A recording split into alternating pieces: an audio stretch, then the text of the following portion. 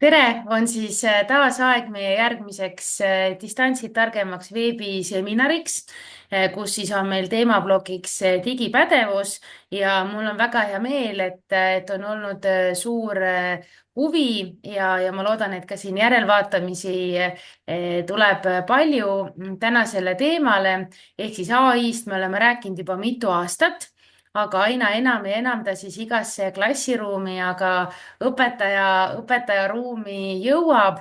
nii et täna võtame siis fookusesse nii laiemalt ai kui ka siis selle, et kuidas ta eestikeelsele õppele üleminekul saab siis toeks olla. ja mul on väga hea meel anda sõna üle siis tänasele koolitajale, aga ise siis tõesti ka iga päev koolis töötades Maia Lustile, kes on siis Pae gümnaasiumist ja saab rääkida siis natukene rohkem ka endast, aga sukeldume siis siia teemasse ja kes nüüd siis järel vaatab praegu Youtube'ist, siis te leiate selle salvestuse alt esitluse lingi, et kõik slaidid siis on kättesaadavad. nii et annan sõna sulle, Maia, üle. Jah, tänan, Triin. Tere tulemast tänasele veebiseminarile. Mina olen siis Maia Lust, olen Tallinna Pae gümnaasiumi haridustehnoloog juba mitu aastat. Samas töötan ka TalTechis IT-didaktikakeskuses ja olen ka Tallinna Ülikooli doktorant infoühiskonna tehnoloogiate erialal. Ja täna me räägime teiega tehisintellekti rollist eestikeelsele õppele üleminekul ja meie eesmärk täna oleks mõista, kuidas tehisaru saab toetada õpetajaid, õpilasi ja aidata õppematerjalide kohandamisel, koostamisel, toetada individuaalõpet ja ka muuta hindamisprotsessi tõhusamaks. Arutleme ka natukene väljakutsete üle, mis õpetajate ees seisavad ja üritame pakkuda ka mõningaid lahendusi ja praktilisi näiteid. Ja täna, millest tuleb juttu, et tänane esitlus on jagatud suurde 4 ploki, milleks on siis ai roll ülemineku toetamisel. Räägime praktilistest näidetest, natuke temadest, väljakutsetest, lahendustest, mis meie ees seisavad ja natuke vihjame ka nendele edasistele sammudele, mida võib oodata lähitulevikus. Ja enne seda kõike ma tutvustan teile ka uuringu tulemusi.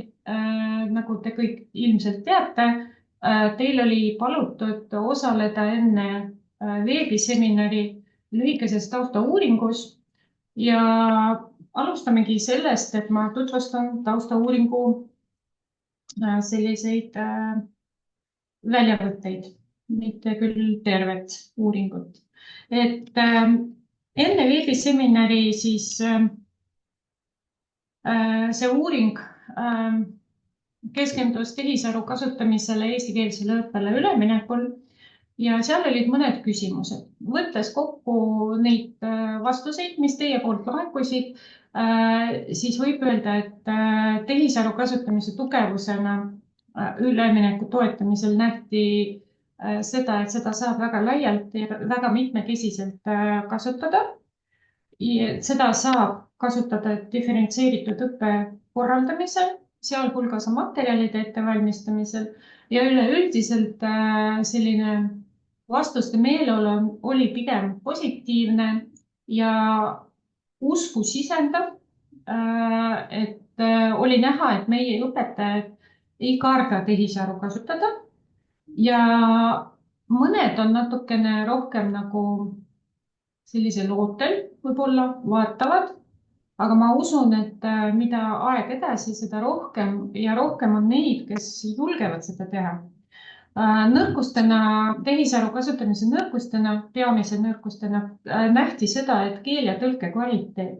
Teie vastustest tuli välja, et väga paljud õpetajad kasutavad tehisaru selleks, et õppematerjali tõlkida, kas vene keelest eesti keelde või siis vastupidi. Ja tihtipeale see vastus, mis tehisaru poolt tuleb, selle tõlke kvaliteet annab soovida. et seal on kas terminoloogilisi ebatäpsusi, faktilisi ebatäpsusi või ebatäpsusi grammatilisi. Ja nähti ka seda, et ikkagi kuigi tehisaru loob materjale üsna kiiresti, üsna mitmekesiselt, ikkagi nõuavad need materjalid õpetaja sekkumist ehk sellist natukene kohandamist. No ja nõrkusena ka toodi välja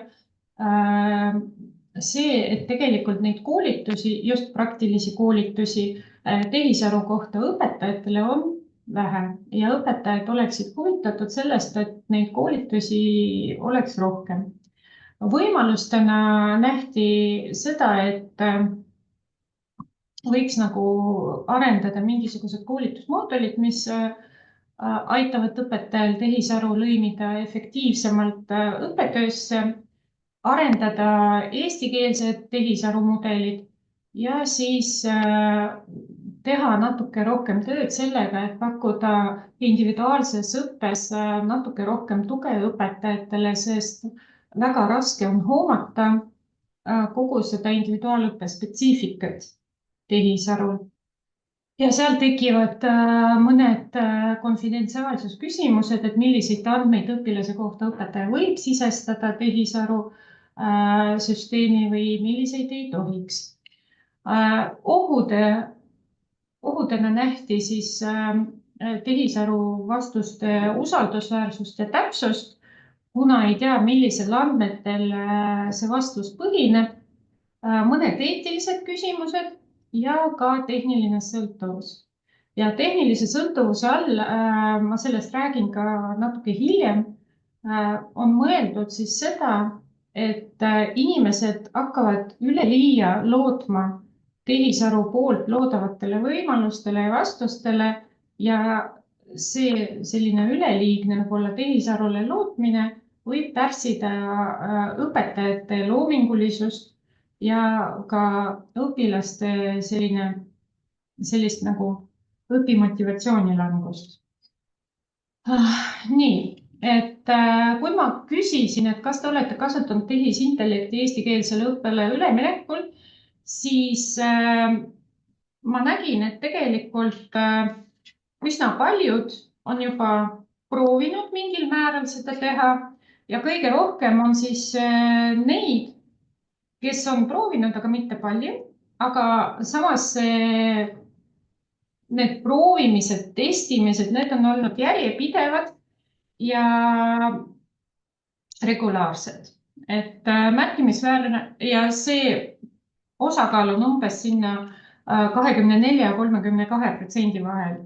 Et siis märkimisväärne hulk on ka neid, kes ei ole kasutanud tehisaru või siis kasutavad, aga väga vähesel määral. Et neid on umbes 20%.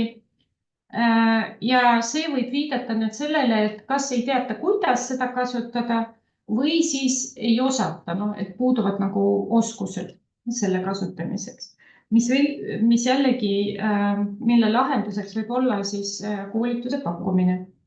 Ja mis on veel selles küsimuses, et võiks öelda, et kuna tehisaru kasutamine on alles kasvufaasis, arengufaasis, mitte ainult Eestis, vaid ka üle maailma, siis me võime eeldada, et mõne aja pärast tehisaru teadlike õpetajate arv kasvab.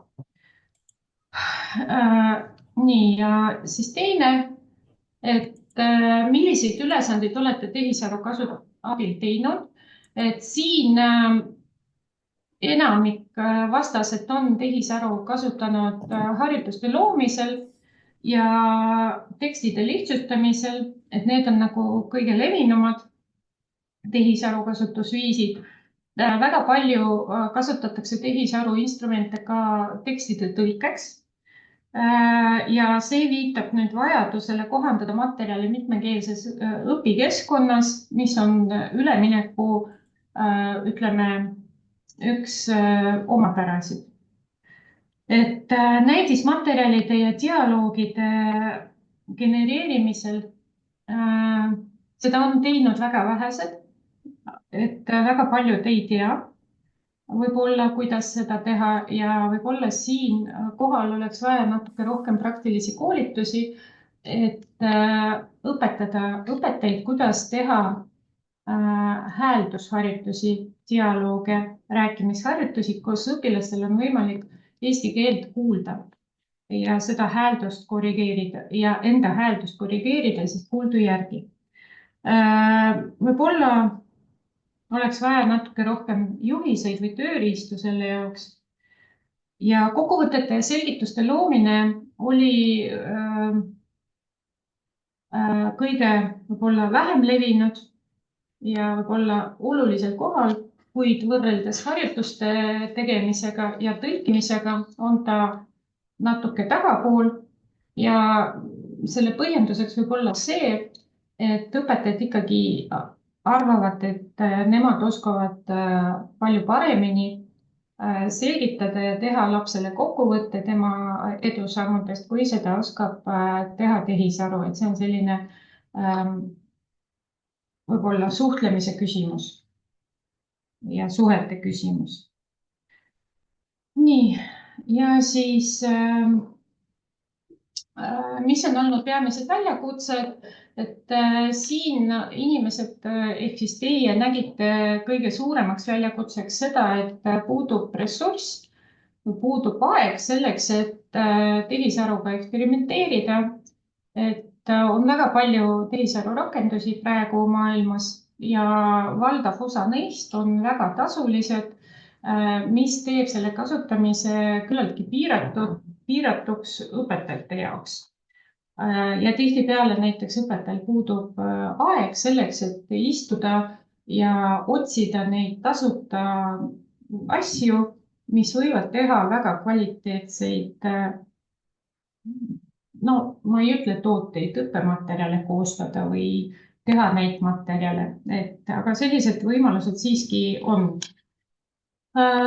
Ja siis, kui me läheme edasi ja vaatame juba konkreetselt meie teemast lähtuvalt, et kuidas me siis saame tehisaru kasutada eestikeelsele õppele ülemineku toetamisel, et siis mina näeksin siin hetkel 5 valdkonda, milleks on siis õppematerjalide kohandamine ja loomine, õpilaste individuaalse õppe toetamine, hindamisprotsessi tõhustamine, kriitilise mõtlemise arendamine ja õpetajate professionaalne areng. Ja nendest valdkondadest ma üritan tänase webinari jooksul anda lühidalt ülevaadet. Ja alustame siis õppematerjalide kohandamise ja loomisega. Nii. Ja tehisintellekt pakub mitmeid võimalusi õppematerjalide kohandamiseks ja olemasolevad õpikud, mis praegu meil vene koolides on, mida kasutatakse 1. klassi ja 4. klassi õpilaste keeletaseme, tähendab klassides nende õpetamiseks, need ei vasta õpilaste keeletasemele. Mida see tähendab? See tähendab just seda, et kehtivad õpikud ja tööühikud, mida kasutatakse eesti keeles, on loodud Eesti kooli jaoks, nende laste jaoks, kelle jaoks eesti keel on emakeel. Aga vene keele õpikud enam ei sobi, kuna aineid peab õpetama eesti keeles. Ja siin tulevadki käärid, et õpikutekstid, mis on loodud Eesti koolile, on natuke raske sõnastusega selle lapse jaoks, kes tuleb 1. klassi 0 lähedaste keeleteadmistega. Kuidas siin võib lahendada seda asja? Võib muidugi paluda, et kirjastused koostaksid õpikuid, kuid see on pikk protsess ja seda ei tehta üleöö. Selleks ajaks, kui need õpikud ükskord valmis saavad, kool peab kuidagi elama, kool peab kuidagi haridust andma. Ja mis on see võimalus? Võimalus on see, et õpetajad teadvustavad endale, mis on nende õpilaste keeletase. Et 1. klassi õpilaste keeletase on 0. Võib olla natukene, aga ta ei küündi sinna päris A1. A1 on soovitav keeletase 1. klassi lõpuks. 4. klassi õpilaste keeletase võiks küündida tasemele A21. mis me teeme? Üks võimalus on, et me võtame õpiku teksti, paneme seda juturobotisse, on selleks siis ChatGPT, Copilot, Gemini, kes mida kasutab ja palume seda õpiku teksti lihtsustada nii, et vastava keeletasemega 4. või 1. klassi õpilane suudaks sellest tekstist aru saada. Slaidil on teil näide 4. klassi matemaatika õpikust, kus ma olen palunud tehisarul seda teksti natuke lihtsustada. Ja kui te pärast üle vaatate või siis esitlusega iseseisvalt tutvute, siis te saate sellega põhjalikumalt uurida ja slaidi peal on näha ka viipa. Viip on siis küsimus, mida me peame tekstirobotile sisestama selleks, et ta annaks meile vastuse. Viipadest tuleb ka pärast poole juttu veel, aga ma loodan, et ka sellest viibast on teile kasu, siis kui te hakkate midagi tegema. Või ma loodan, et kui te vaatate, et siis mõnel võib-olla järsku tekkis äratundmisrõõm, et ahaa, ma olen ju täpselt samamoodi teinud. Või umbes, et siis võite endale pai teha. Nii, nüüd teine asi. Tihtipeale koolides on selline probleem, et koolides on õpetajate defitsiit. Tihtipeale pannakse tundi õpetaja, kellel on olemas keel, aga kes ei pruugi olla vastava aine õpetaja, vaid õpetab hoopis mingit muud ainet. Tihtipeale on kas abiõpetaja või siis tudeng, kellel lõpetatud pedagoogiline haridus puudub. See võib olla ka asendusõpetaja. Sellistel inimestel või sellistel puhkudel tehisaru lahendused aitavad tundi kavandada sisuliselt ja ajaliselt ning võib-olla aitavad läheneda ka ainespetsiifiliselt ja saab luua nii näitmaterjali tunni jaoks kui ka tunnikavasid. Ja minu kogemus näitab seda, et sellega väga hästi saavad hakkama sellised rakendused nagu juturobotid, millest juba natuke oli juttu, sellised nagu ChatGPT, Copilot ja Gemini, mis on siis Google'i põhine juturobot ja Copilot on siis Microsofti põhine. Ja sellised rakendused eraldi nagu Magic School ja Gamma. Ja slaidil te näete nüüd näidet ja väljavõtted Gammast, kuidas ta on teinud tunnistruktuuri 4. klassi loodusõpetuse teemal maailmaruum. Nagu te näete, ta on loonud ilusa struktuuri, sisukorra, millest võib teha vabalt tunnikava ja siis ta on loonud slaide vastava sisu ja vastava väljanägemisega. Et siis see tunni esitlemine oleks ka õpilastele huvitav. Ja täpselt samamoodi rohelisel taustal on siis see käsk või see viib, mida siis mina olen kasutanud selleks. Tihtipeale on see, et kui me räägime nüüd rakendustundidest ehk siis sellistest nagu kunstiõpetus või tööõpetus, õpetaja tahab olla loov, tahab pakkuda enda lastele, õpilastele midagi huvitavat. Kuid kui 1. klassi laps alles õpib värvi tundma, ta alles õpib seda pliiatsi hoidmise motoorikat ja selle kasutamist, et siis kasutatakse tihtipeale värviraamatuid. Ja värviraamatutega on niimoodi, et internetis on väga palju neid skeeme ja asju, kuid nendel on autoriõigused taga. Ja selleks, et tasuta kasutada, selleks peab natuke istuma ja otsima. Või siis näiteks internetis on mingisugused asjad olemas, aga nad ei sobi malliks sellesse tundi sellele õpetajale. Sellisel juhul võib appi tulla selline tehisaru nagu Midjourney, neid on ka teisi, mis võimaldab luua siis värviraamatut või siis näiteks ristpisteskeemi 4. klassi, et õpilased siis selle alusel midagi teeksid. Ja täpselt samamoodi viip on teil olemas saate pärast uurida. Ja mis on hea, et selliselt sa saad kunstiõpetuse tunnis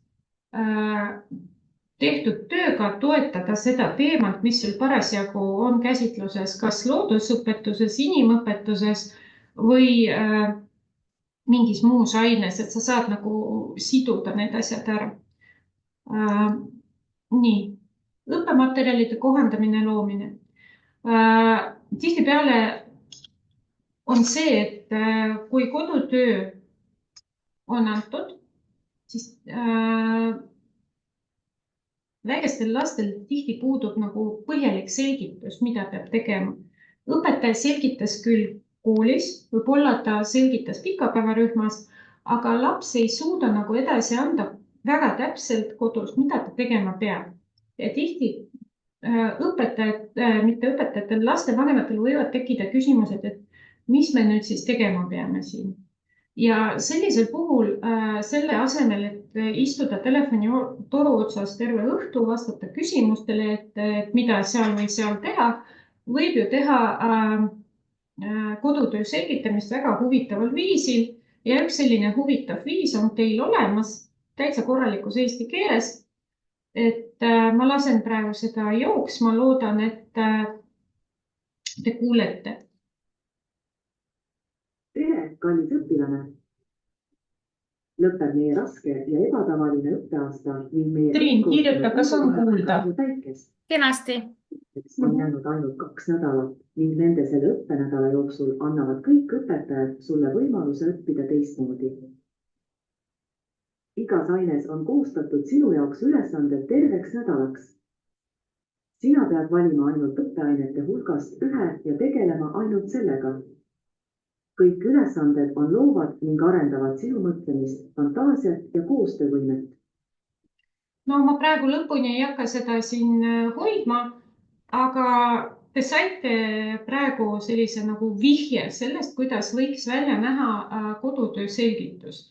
Seda annab teha juturobotite abil, milleks on ChatGPT ja Gemini ja sellise instrumendiga nagu Synthesia.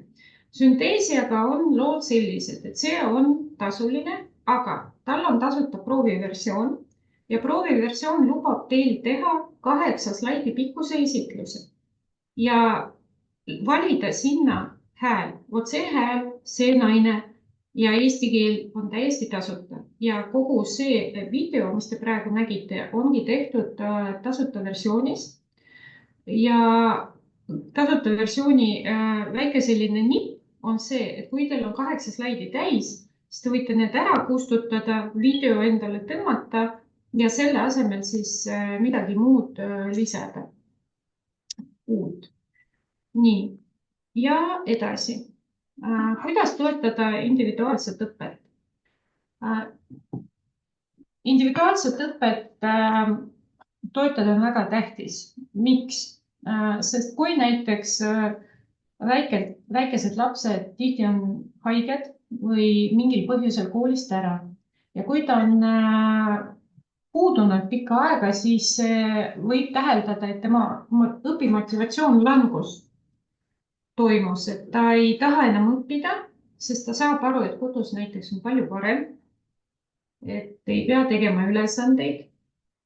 Õpilane on pidevalt tagaajamise staatuses selleks, et jõuda klassi tasemele ja eriti kui on mingisugused tasemetööd veel ees, nagu 4. klassis seda ikka juhtub, et siis oi, sa oled nii palju puudunud, sul on see teema täiesti läbi võtmata, mis sa hakkad tegema, sa tasemetööl ju põru. Ja see tekitab õpilastel stressi sellised olukorrad. Osadel õpilastel on ka hariduslikud erivajadused, millest ei saa nagu mööda minna. Ja mida teha? Õpetaja tihtipeale veedab tunde ja tunde selleks, et selline materjal valmistada, aga me võime ju paluda abi tehisarul ja mida siis see tehisaru võib teha? Ta võib olla abis diferentseeritud õppematerjalide koostamisel, ta võib anda teile mingisuguse kava õpilase lünkade tasandamiseks teatud ajaperioodiks. Kui te tahate, te võite planeerida seda tegevust nädalaks, kuuks, pooleks aastaks, lähtuvalt sellest, mis vajadus teil on. Ta võib teil aidata koostada õpimotivatsiooni toetavaid ülesandeid ja kui teil näiteks on mingisugune konkreetne õpiväljund õpilasel saamata, no näiteks ei oska jagada või ei oska korrutada, siis te võite sihtidagi ülesannete koostamist just konkreetsele õpiväljundile. Näiteks koosta mulle 20 piires liitmise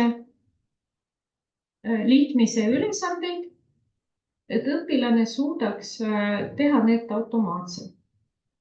Et siis ta genereeribki sulle neid ülesandeid ja sa ei pea nagu ise neid välja mõtlema. Rohelisel taustal on selline üldistav viib, mida te saate kohendada enda vajadustele vastavaks. Et võib-olla see säästab aega ja kui vähemalt teile päriselt ei sobi see sisu, mida tehisaru loob, võib-olla ta tekitab teis ideed ja paneb mõtte tööle. Et minu jaoks haridustehnoloogina on just sellel see väärtus, et võib-olla see vastus ei pruugi alati olla siin pinna peal ja tehisaru suudab sulle mingisuguse idee anda, millest juhinduvalt sa võtad ja teed väga huvitava õppematerjali, harjutuse ülesande, mis nagu aitab sinu õpilast järjele saada. Nii, hindamisprotsessi tõhustamine. Hindamine võib olla mõjutatud õpetajate subjektiivsusest ja see on teada fakt. Alati õpetaja ei jõua igale õpilasele väga detailselt ja individuaalselt tagasisidet anda ja õpetajal on keeruline pidevalt jälgida iga õpilase arengut, kui tal on ülerahastatud klassid ja neid meie koolides kahjuks on. Kui me hakkame mõtlema hindamisprotsessi peale, siis me saame aru, et tegelikult selleks, et töötada välja üks korralikult kehtiv hindamissüsteem objektiivsete, selgete ja mõõdetavate hindamiskriteeriumitega, see võtab aega. Ja samas tehisaru, ja selleks on päris mitu tööriista siin, Magic School, ChatGPT, Gemini ja Claude, kes saavad sellega hakkama hästi kiiresti. Nad aitavad teil koostada hindamiskriteeriumid ainealaste oskuste, teadmiste ja ilumuste hindamiseks. Tihtipeale meil on õppekavas sellised asjad nagu läbivad teemad ja üldpädevused. Kuid mida hinnata ja kuidas hinnata, need juhised õppekavas on puudu. Ja kuidas ma saan õpetajana aru, et kas minu laps, keda ma õpetan, on nüüd saavutanud keele ja kultuuri pädevus sellisel tasemel, nagu õppekava seda ootab või mitte, mille alusel ma seda hindan, on need küsimused, mis minu peas õpetajana kerkivad üsna tihti. Ja selles mõttes jällegi need vahendid, millest juttu oli, nad aitavad hästi kiiresti loetud minutitega genereerida teile hindamismaatriksi, mida te saate pärast oma õpilastega kasutada. Ja see viib, kuidas seda teha, on siis teil täpselt samamoodi rohelisel taustal, et saate kodus siis katsetada, vaadata ja pärast jagada oma mullid. Kriitilise mõtlemise arendamine on väga tähtis asi, aga arvatakse millegipärast, et kriitilist mõtlemist 1. ja 4. klassis on teha natuke vara. Tegelikult ei ole. Muude asjade kõrvalt õpetaja tihtipeale ei jõua lihtsalt arendada kriitilist mõtlemist tunnis, sest on vaja teemat, on vaja sõnu, on vaja mingisuguseid ainespetsiifilisi oskusi anda. Ja siis õpetaja ongi võib-olla natukene segaduses, et millal ta võib veel seda kriitilist mõtlemist arendada. Tegelikult kriitilise mõtlemise arendamine võiks käia käsikäes nende samade asjadega, mida õpetaja igapäevaselt teeb, ehk siis aine spetsiifiliste oskuste teadmiste õpetamisega. ja siin jällegi tulevad appi meie abimehed, kelleks on siis juturobotid ja sellised rakendused nagu Magic School, millest oli juba juttu, ja siis Diffit on selline ka vahva vahend, millest natuke hiljem tuleb juttu. Ja siis võibki teha niimoodi, et need ülesanded, mida te muidu teete tunnis, et nad ei ole lihtsalt küsimus-vastus tüüpi ülesanded, vaid need võivadki juba sisaldada endas kriitilise mõtlemise arendamist ja selleks on päris mitmeid skeeme, mitmeid malle olemas ja kõik need sellised küsimused, mis panevad õpilast mõtlema ja kriitiliselt mingisugust infot hindama, sellega väga hästi saavad hakkama tehisarud. On läbi proovitud. Nii, andke teada, kas ma liiga kiiresti räägin, sest ma üritan nagu olla tempos ja anda kogu sisu, mis valmis on, et kas jõuate järele. Nii, et rääkides õpetaja professionaalsest arengust. Meil on teiega väga palju erinevaid koolitusi. Need on sisekoolitused, täiendkoolitused, ülikoolis mingisugused kursused ja erinevate koolituste info on igal pool ja saate. Erinevate koolituste info on igal pool laiali. Ühes kaustas, teises kaustas, kusagil failis, kusagil Drive'is, võib-olla kusagil veebis. Ja selleks, et teil oleks mingisugune kindlam nagu struktuur, selline koolitustel omandatud info sünkroonimiseks, selleks on ka päris mitu võimalust. See aitab hoida koolitusel omandatud info värskena ja kui te pikemat aega ei ole tegelenud ühe valdkonnaga, et siis selline instrument aitab teil ka vaadata, mis on vahepeal muutunud. Et selliseks instrumendiks mina soovitaks teile Google'i poolt loodud notebook LM ja juturobotit. Mida võimaldab notebook LM? Ta võimaldab teha materjalidest kokkuvõtet ja analüüsi. Ta teeb struktureeritud märkmeid ja organiseerib ideid. Ta loob esitatud kas PDF-faili esitluse veebilingi alusel teile korduma kippuvate küsimuste loetelu, märkmeid, lühikonspekti, ajajoone, mida on väga mugav kasutada näiteks igasuguste väiksemate uurimiste või ettekannete tegemiseks. Ja samas ta võimaldab ka jagamist ja koostööd. Et kasutamine on väga lihtne tõesti, et nagu slaidilgi näha, on see kasutaja vaade, kus ühes tulbas on siis kõik need materjalid, mille põhjal ta siis keskmisel tabeli veerul teeb kokkuvõtteid ja siis kolmandas veerus teil on võimalik tellida ka see ajajoont, kokkuvõtted, korduma kippuvaid küsimusi ja on olemas ka hääleline kokkuvõte, häälkokkuvõte. Küll ei ole seal eestikeelset tuge praegu, aga inglise keeles see on väga vapustav asi, sest kui sa teed hääle märkme, siis ta tegelikult genereerib sulle nende materjalide põhjal taskuhäälingu saadet. Ja seda on päris huvitav vaadata ja kuulata. Ja lihtsalt selleks, et nagu oma teadmisi nagu värskena hoida. Nii, ja nüüd siis ma lubasin, et ma räägin natuke rohkem Diffitist. Ma panen jooksma praegu teil siin keskkonna tutvustavat juhist. Avastasin seda keskkonda mitte väga ammu ja mulle ta meeldis just sellepärast, et ta annab võimaluse luua kriitilist mõtlemist loovat materjali ja töölehti väga lihtsalt. keskkond on ühendatud Google'iga, et kui teil on Google'i konto, siis te säästate endale sellega väga palju vaeva. Interface on kasutajaliides on väga lihtne. Tuleb sisestada teema, tuleb sisestada klass, tuleb valida eesti keel, vajutada nupule ja siis ta genereerib sulle mingisugust õppematerjali, olgu see tekst, küsimused, sõnavara ja teatud asjad veel, mingisugused kokkuvõtted. Ja mida me saame sellega teha? Põhimõtteliselt me saame juba seda genereeritud sisu võtta ja sellega tundi minna.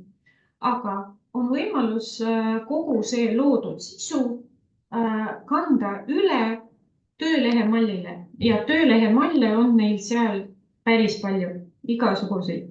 Küll on lugemiseks mingisuguseid praktikaid, küll on kriitilise mõtlemise arendavaid asju, küll on koostöö arendavaid mingisuguseid töölehti ja see genereerimine võtab minuteid. Ma eile või üleeile selgitasin ühele kolleegile meie koolist, kuidas see kasutab ja see näitamine võttis 3 minutit. Ja 3 minuti pärast ta sai endale, see oli inglise keele õpetaja, kes sai endale lihtsalt terve tunni jagu materjale, töölehti selle sisuga, mida ta oli tellinud. Siin lihtsalt teile küsimus, et kui kaua teil võtab tavaliselt aega selleks, et teha üks korralik, huvitav tööleht, kus oleksid mingid skeemid, tabelid ja asjad. No ikka võtaks aega. Ja selles mõttes Diffit on nagu väga heaks abimeheks. Et kuna te saate seda esitlust pärastpoole kasutada, siis kogu see juhendmaterjal, mida ja kuidas kasutada, jääb siia, ta on esitluse osa, et te saate pärast ise katsetada ja ma loodan, et see annab teile inspiratsiooni ja säästab teie aega selleks, et te saaksite seda veeta kas oma sõprade, perega või siis oma huvialaga tegeledes. Nii, tihtipeale on see, et tahaks nagu eriti väikestele pakkuda, seal on tasuline versioon ja tasuta versioon on väga hea. Muidugi tasulist ma ei ole proovinud, et mina olen hakkama saanud praegu tasuta versiooniga. Tasuta versiooni erinevus on natukene piiratumad võimalused, aga natukene. Ta ei ole tähtajaline, ta ei ole tähtajas kinni, et te võite tasuta versiooni kasutada päris kaua. Lihtsalt mõned funktsioonid on nagu puudu. Gamma on täpselt samamoodi tasuline, aga ta töötab refereerimisprogrammiga, et kui sa refereerid oma sõpru, kolleege, soovitad kedagi, siis sa saad juurde neid krediite, millega sa saad esitlusi luua. Gammas on väga hea luua erinevaid visuaale, mida te saate kasutada kas ütleme slaidi esitluses või siis seinale panna näiteks plakaadina või posterina, mida lapsed saavad uurida, vaadata ja kust nad saavad lisaks ka keeletuge. Nagu te näete, siin on hetkel mul slaid, mida mulle Gamma tekitas minutiga. Võib-olla isegi võib-olla vähem kui minut on läinud ja see on väga heaks illustreerivaks materjaliks, kui me räägime samast teemast 4. klassis loodusõpetuses, milleks on maailmaruum, sest seal selle teema raames nad õpivad ka taevakehi, palun. Ja. Gamma hind on te ei taha valetada, circa alla 20 euri minu arust kuu. Aga seal on niimoodi, et kui sa lood endale konto, siis sa saad 400 krediiti ja iga sinu sõber toob sulle 200 krediiti ja ühe 8-slaidise esitluse tegemine maksab minu arust 20 krediiti. Krediidid on see gamma siis raha nii-öelda. Et põhimõtteliselt, kui te soovitate seda oma kolleegidele, siis te jäätegi seda eluaeg kasutama, ei pea mitte midagi maksma.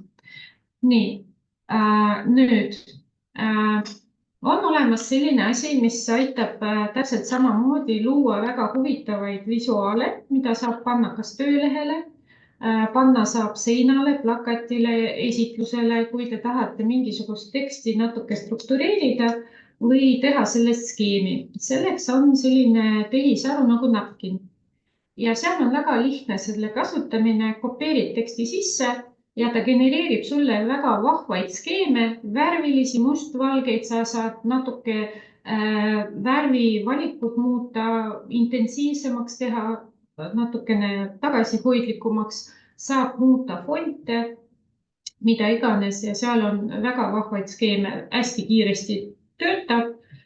Mina olen seda kasutanud põhimõtteliselt siis, kui me gümnaasiumiklassiga teeme näiteks praktilise või uurimistöö etappide mingisugust skeemi, siis on hea, kui on mingisugune tekst, kus on mingisugused alajaotused, nagu näiteks maailma ruumi tekstis, kus on siis teema ülevaade, et ta saab nagu lahterdada neid asju. Samas eestikeelne tugi täiesti olemas, nagu te näete, ja see on väga mugav, kui te võtate selle pildi, laete selle alla, lasete seda välja printida posteril või A3-l, teil on rääkivad seinad sisuliselt tehtud väikese vaevaga. Canva. Tihtipeale me tahame, et õpilased näeksid midagi väga vabalt ja midagi väga elusat. Et on meil lapsi, kes pole elu sees maal käinud ja kes näiteks ei tea, kuidas näeb välja tolmnemine. Ja tolmnemine on ju loodusõpetuse osa ja siin ma lõin väikese sellise näide.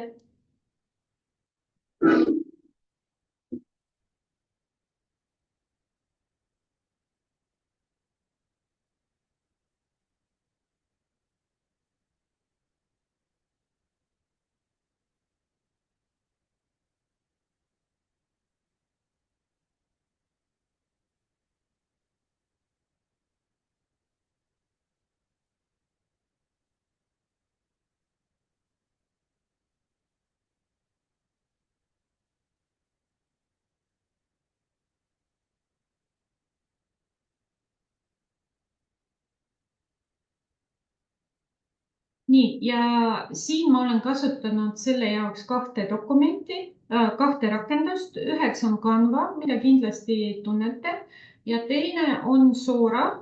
Sora on siis ChatGPT õde, kes on sama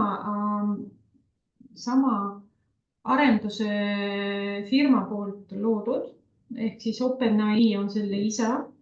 Ja ta teeb selliseid, genereerib selliseid lõike, videolõike, kas 5-sekundilisi või 10-sekundilisi ja ta saab eesti keelest aru, et kui te panete eestikeelse viipa talle sisse, siis ta genereerib teile asja, te saate seda alla laadida ja pärast Canvas liimida kokku pikemaks videolõikuks. Mul on küll, ma tunnistan üles, et mul on OpenAI ChatGPT tasuline versioon. Kõige kallim ei ole, aga see, mis on nagu tasuta versiooni järgmine pro-versioon, maksab 20 € kuus. Aga kuna ma teen väga palju igasugust asja, siis ma arvasin, et see 20 € väljaminek on selline, mida ma saan endale lubada. Ja siis selle tasulise versiooni juurde käib ka Sora, et tasuta versioonis seda kahjuks ei ole. Aga Soras sa võid genereerida no seal ei ole piiratud see genereerimiste arv, et sa võid jääda genereerima sinna päris pikaks ajaks. Ja põhimõtteliselt et kuigi need videolõigud on lühikesed, ei ole sellest kulub midagi, Canvas väga kergesti 5 minutiga saab ilusa video. Kusjuures, kui ma ei oleks teile öelnud, et see on tehisaru poolt loodud video, siis te võib-olla ei saakski aru, sest see mesilan on väga elus ja need lilled on nagu täitsa elusad minu arvates. Ja ma arvan, et õpilased, kui näeksid midagi taolist teie esitlused, kui te räägite mingisugusest nähtusest, siis nendele see ka kindlasti meeldiks. et tihti on meil see, et me võiks ju teha kõike, eks ju, me võiks ju teha meeletuid asju, aga tihtipeale on see, et me lihtsalt ei tea neid tehisaru vahendeid, kuna see tehisaru areng on nii kiire, et iga päev sündib meeletul arvul igasuguseid uusi vahendeid, sa ei jõua lihtsalt sammu pidada. Et selleks, et natukene teile abiks olla ja et see koolitus oleks ikkagi kasulik, ma valmistasin ette sellise asja nagu tööriistakast, tehisaru tööriistakast õpetajale. Ja siia ma olen kogunud kõiki neid tööriistu, mida ma olen katsetanud, proovinud, millest ma olen kuulnud. Ja olen siis pannud teile siia ka selliseid väikeseid vihjeid, et kas on tasuline, ei ole tasuline, mille jaoks ta sobib. Ja siis olen pannud ka sellise värvimärgistuse, et kui te näete, et ta on roheline, siis te teate, et seda ma kasutan oma töös, kollase värviga, et siis on katsetus pooleli, ja punase värviga on see, et see ei ole sobilik kooli jaoks kasutamiseks. Aga no muidugi on teretulnud ka teie täiendused, kui järsku te leiate, et teil on midagi, mida siin mul ei ole. Ja siis te võite mulle kindlasti meilida, et siis ma väga hea meelega seda tööriistakasti ka täiendaksin. Ja teine asi, mida ma tahan, et te endale kaasa võtaksite, on siis sellised väikesed viibad. Et kuna tihtipeale õpetajad räägivad, et mul on mingi probleem praegu, kas on näha, on kuulda? Et tihtipeale õpetajad räägivad, et ma oleks võinud ju tehisaru kasutada, ma ei tea, kuidas temaga suhelda. Et sellist vastust haridustehnoloogina ma olen kuulnud päris mitu korda. Ja siis ma mõtlesin, et kuidas mina haridustehnoloogina saan õla alla panna. Ja siis ma tegin oma õpetajatele sellise tehisaru viipade andmebaasi, mida õpetajad saavad kasutada aluseks, kui nad tahavad midagi genereerida. Ja näiteks selleks, et keeletaset kohandada, selleks, et toetada nii keele kui ka ainealase arengut õpilastel, selleks, et planeerida tunde lisamaterjale, et üritasin panna siia kirja kõikvõimalikud asjad, mida ma olen ise kasutanud. Siin nad küll ei ole sellised väga laiad põhjalised nagu mul esitluses. Miks? Ma selgitan. Sellepärast, et see on see alus, millele te saate hakata ehitama juba detaile. Neid detaile, mida teie vajate. Aga see on see, mis annab selle miinimumvastuse. Ehk siis ma loodan, et sellest vähemalt te saate mingisugust inspiratsiooni, et kui see on alus, et siis järsku, kui ma küsin niimoodi, siis ta annab mulle sellise tulemuse. Aga võite ka need läbi katsetada ja vaadata, võib-olla mõni meeldib. Nii, ja mis puudutab kõige tugevamad väljakutsed, see väljakutse küll ei ole minu peast sündinud, see on minu ühe kolleegi peast sündinud, aga ta jäi mulle kõrvu ja kummitab mind. Ja oma töös tehisaruga ma alati mõtlen sellele lausele, ta ütles, vaata Maia, kujuta ette olukorda, kui õpetajad loovad tehisaruga õppematerjale ja õpilased kasutavad tehisaru saadud ülesannete lahendamiseks, siis kes mida õpib? Ja see vastus on siiamaani õhus. Ma ei ole siiamaani leidnud selle vastuse ja osanud sellele vastata.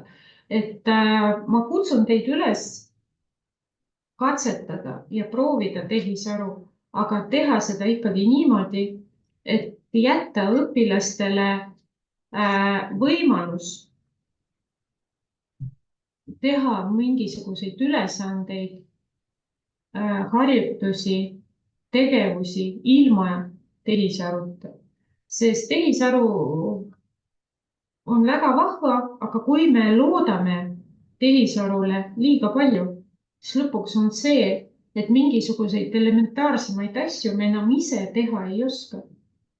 ja see on see oht. ja kui me liialt loodame sellele, et ta tekitab meile vastused, siis mis juhtub meie mõtlemisega, see on omaette küsimus. aga samas tehisaru on juba jõudnud koolidesse, jõudnud maailma. kahjuks seda me ei saa piirata, selle levikut ei saa piirata. ainuke asi, mis me saame teha, on õppida seda kasutama ja mitte kasutama lihtsalt igal pool ja igal võimalusel, vaid kasutada seda teadlikult, targalt ja selliselt, et meil oleks sellest kasu inimesena. ja ma usun, et tänapäeval oleme me kõik jõudnud kuulda juba sellest uuest tiihüppe initsiatiivist, mille kutsus ellu meie president Alar Karis, mille eesmärgiks on toetada koole tehisaru arengust kasu saama. ja praegu haridusministeerium minu teada on koolidele pakkunud võimalust saada 3-tunnine koolitus tehisaru teemal, tellida enda kooli. nii et Triin saadab selle lingi ka, me temaga rääkisime enne veebiseminari. samas sellest tiihüppe on inspireeritud ka sellest tiigrihüppest, mis meil päris mitu aastat oli Eestis ja kui võtta see tiigrihüppe nagu selliseks variandiks, et siis võib eeldada, et ka tiihüppe raames hakkavad ilmuma mingisugused materjalid ja juhendid koolidele ja õpetajatele, mida saab kasutada. ja samas pikapeale võib-olla tekib ka parimate praktikate kogukond õpetajatele, kus siis, mille kaudu te saate siis oma avastusi, edusamme, rõõme ja muresid jagada. et ei jääks sinna tehisaru küüsi üksinda. aga sellega on põhimõtteliselt minu veebiseminari siis ammendatud, et praegu ma väga hea meelega natukene teiega diskuteeriks, arutleks, et kui teil on mingisuguseid küsimusi mulle, siis ma väga hea meelega vastaksin nendele.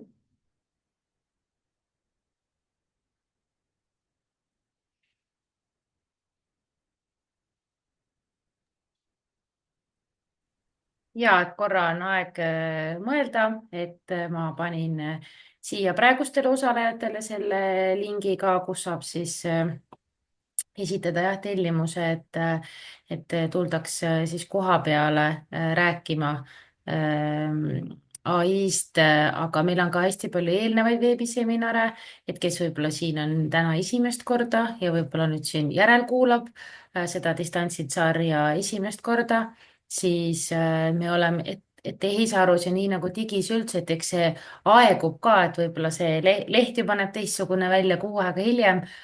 Küll aga siis meil on palju veebiseminare tehtud siis nii digipädevuse teemal kui ka ai, et on ka näiteks eraldi keskkondadest, ütleme seal Magic School ja Canva või eraldi juturobotid või kuidas tekstipildist teha, et soovitan neid ka siis järel vaadata, leiab siitsamast Youtube'ist ja kindlasti on ka veel edaspidi tulemas ja nüüd ka ju koolidesse siis aina enam tuleb, et kellel on praegu ka küsida midagi, et siis või kommenteerida, siis võtame korra siin aja.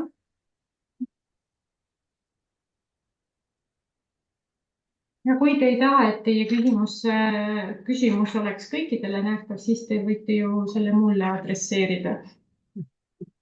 Siis ma oskan vastata. Aga ma arvan, et me teeme nii. Aitäh kõigile, kes siin salvestust kuulasid, et me jätkame siin kohalolijatega edasi vestlust. et salvestuse praegu lõpetan ja vaadake kindlasti siit alt siis neid materjale ja ka teisi neid veebiseminare, et väga palju kasulikku infot oli täna. aitäh!